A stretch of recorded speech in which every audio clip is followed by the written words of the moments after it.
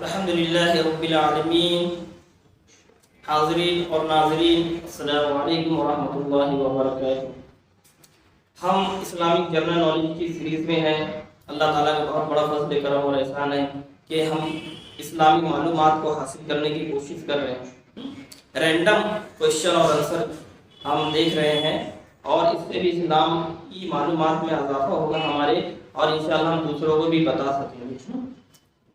معلومات جہاں سے بھی ملے، جیسے بھی ملے، وہ ہمیں لے لینی چاہیے۔ دنیاوی معلومات پہ بھی ہمیں عبور حاصل کرنا چاہیے، ماسٹری حاصل کرنا چاہیے، اور دینی معلومات تو دس از اے کمپلسری نا، دس از اے کمپلسری۔ کم سے کم جو فرض علوم ہیں ان کے اوپر تو ہم بہت ہی توجہ دینا ہے، ہمیں بہت ہی توجہ دینا ہے، انہیں حاصل کرنے کا ہے۔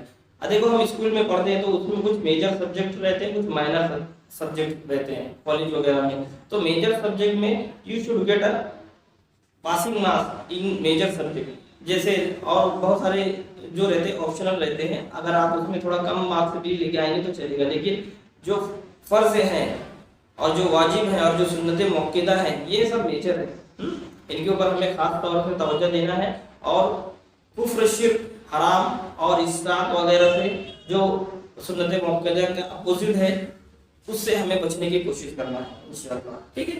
اور جہاں سے بھی معلومات ملے وہ معلومات کو انشاءاللہ کوشش یہ کریں کہ ہم اس کو اپنے ذہن میں اسٹور کر لیں، اور جب بھی موقع ملے اپنے گھر والوں کو، اپنے بال بچوں کو اور دوسرے لوگوں کو بتائیں، تاکہ وہ ریویژن ہوتے رہے، یاد ہوتے رہے۔ آپ اعلیٰ حضرت اللہ تعالیٰ ان کے درجات کو بلند عطا فرمائے، ان کے صدقے ہماری مغفرت فرمائے۔ ان سے کسی نے سوال کیا کہ جو باغی ہیں، جو باغی اسلام ہیں، جو مرتد وغیرہ ہیں، ان کے سلسلے میں آپ کیا فرماتے ہیں؟ تو انہوں نے فتاوی رضویہ میں جواب دیا، جلد نمبر 6 اور صفحہ نمبر 38 پر، کہ مسلمانوں کے قبرستان میں جو باغی اسلام ہے اور جو مرتد وغیرہ ہیں ان کو دفن کرنا حرام ہے۔ اس کی ناپاک لاش کو مردار کتے کی طرح بھنگی چماروں سے ٹھیلے میں اٹھوا کر تنگ کھڑے میں پھینک دینا چاہیے، اور اس پر آگ پتھر پھینک کر پاڑ دے، یہی حکم شرع ہے۔ دیکھیے کتنی بڑی بات۔ ہمارے امام جو ہے امام احمد رضا اعلیٰ حضرت رضی اللہ تعالی عنہ، ان سے جب کسی نے یہ سوال پوچھا تو کس قدر یہ دیکھیے اس کے بارے میں فتویٰ انہوں نے دیا ہے۔ اور آج دیکھیے ہمارے ماحول پہ توجہ دیں، ہمارے اطراف میں توجہ دیں، ہمارے شہر، ہمارے ملک میں توجہ دیں، اور انٹرنیشنل لیول پہ بھی توجہ دیں۔ دیکھیے اب کیا عالم چل رہا ہے، لوگ اسلام سے بہت سارے لوگ پھرتے جا رہے ہیں، مرتد ہوتے جا رہے ہیں۔ خاص طور سے ہماری مائیں، ہماری بہنیں جو ہیں، ان کو دین کی کمی کی وجہ سے وہ اسلام سے دوریاں اختیار کر رہے ہیں۔ ہمیں کوشش یہ کرنا ہے کہ ہم اپنے گھر والوں کو، ہم جس کے تابع ہیں، جن کے سرکل میں ہم آ رہے ہیں، اگر ہم گھر میں رہ رہے تو یقیناً ہماری ماں ہیں، ہماری بہنیں ہیں، اگر شادی شدہ ہیں، اللہ نے اولاد دی ہے تو بچے ہیں، ان میں لڑکے لڑکیاں ہیں، اور بہت سارے جو محرم رشتے ہوتے ہیں، جیسے خالہ پھوپھی، اور یہ بھی ہو گئے بھتیجے بھانجے، تو ہم ان لڑکیوں کو کبھی کبھی ہدایت کریں، کبھی کبھی تلقین کریں کہ آپ کو دین کو کیسے فالو کرنا ہے۔ دین میں زبردستی نہیں ہے، لا اکراہ فی الدین قد تبین الرشد من الغی۔ اللہ تعالیٰ نے قرآن میں بھی ارشاد فرمایا، ہدایت صاف طور پر۔ تو ہمیں کیا کرنا ہے کہ ہمیں اپنے اسلامی بہنوں کو یہ دین کے بارے میں تھوڑا بہت معلومات دینا ہے، وہ اپنے گھر والوں کے، جو بھی ہمارے سرکل میں آ رہے ہیں، جو بھی ہمارے رشتہ دار ہیں، تھوڑا تھوڑا ہم کوشش کریں تاکہ وہ دین کی باتوں کو سمجھیں، جانیں۔ اور جو یہ ہمارے حالات چل رہے ہیں کہ بہت سارے جو مرتد ہو رہے ہیں، بہت سارے جو اسلام سے پھر رہے ہیں، اللہ تعالیٰ ان کو ہدایت دے۔ بہت پیارا دین ہے، دین اسلام بہت پیارا دین ہے۔ اگر اللہ نہ کرے، خدا نہ خواستہ کسی کا خاتمہ ایمان پر نہیں ہوا تو ہمیشہ ہمیشہ جہنم کی آگ میں جلنا ہے۔ کتنی بڑی ناکامی ہے یہ، کتنی بڑی ناکامی ہے یہ، ہم سوچ بھی نہیں سکتے ہیں۔ ہم سوچ بھی نہیں سکتے ہیں کہ کتنی بڑی ناکامی ہے۔ آج اگر ہمیں دنیا میں تھوڑی بھی تکلیف ملتی ہے تو ہم کیا کرتے ہیں؟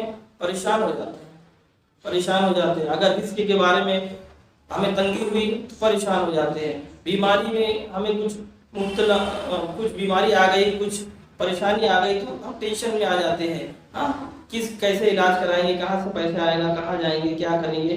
تو اور ہمیں آخرت کے بارے میں کچھ بھی فکر نہیں۔ ہمیں غور و فکر کرنے کی ضرورت ہے، ہمیں غور و فکر کرنے کی ضرورت ہے۔ اگر ہم غور نہیں کریں گے تو یہ ہمارے لیے نقصان دہ ہے۔